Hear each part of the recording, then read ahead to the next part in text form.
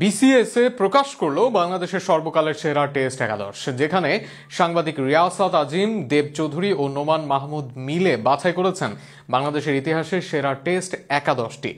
দলে সেকালের হাবিবুল বাশার, মাঝে মাশরাফি, সাকিব, তামিম থেকে শুরু করে জায়গা পেয়েছেন মিরাজও। সেক্ষেত্রে সর্বকালের সেরা একাদশে কারা কারা আছেন দেখে নিন প্রতিবেদনের বাকি অংশে।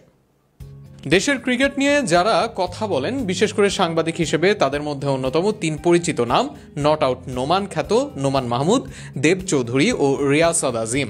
দেশের ক্রিকেট সাপোর্টার্স অ্যাসোসিয়েশন তাই তাদেরই দিয়েছিল সেরা একাদশ বাছাইয়ের দায়িত্ব।